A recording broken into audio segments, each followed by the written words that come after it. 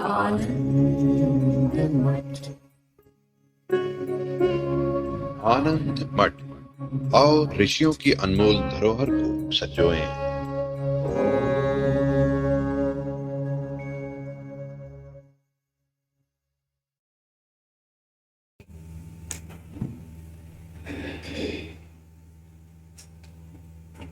स्वामी जी को मेरा प्रणाम।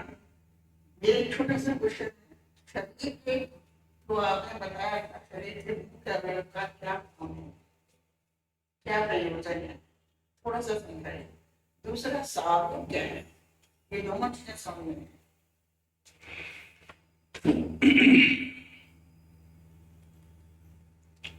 अब ये दोनों ही चीजें समझ में आएंगी तो कक्षा में ही समझ में आएंगी, क्योंकि कक्षा के विषय ही यही है।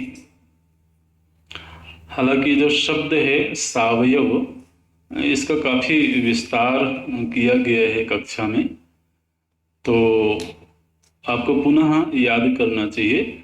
सावयव मतलब अनेक चीजों का मिल जाना, है ना। अवयव का अर्थ होता है अंग, ऐसे आप समझिए, ठीक है। तो जब हम कहते हैं कि ये मेरा शरीर है, तो जब हम शरीर कह रहे हैं तो ये क्या चीज है? अनेक अंगों का समुच्चय है, समूह है। तो ये जो अनेकों का समूह होता है उसी को सावयव कहते हैं। अवयव मतलब अंग, अवयव मतलब अंश। तो अंश अंश अंश, जैसे जल की बूंद बूंद बूंद मिल करके जलाशय हो गया। तो जल क्या है? बोले सावयव है।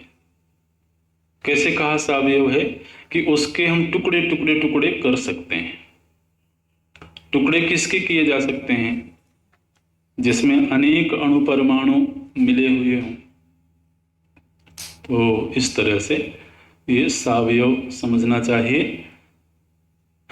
पहला जो प्रश्न था आपका, शरीर के मुख्य, हाँ, शरीर के मुख्य अवयव, ये प्रश्न बहुत स्पष्ट नहीं है कि आप क्या समझना चाह रहे हैं। शरीर के मुख्य अवयव माने किस शरीर के? हाँ, तो अब अभी हमने फिर शायद बता दिया इस बात को कि जितने अंग प्रत्यंग हैं अथवा जितनी धातुएं हैं, है ना, अस्थि, मांस, चर्म, मज्जा, मेद, रक्त आदि, तो ये सब भी उसके अवयव ही हैं, ऐसे।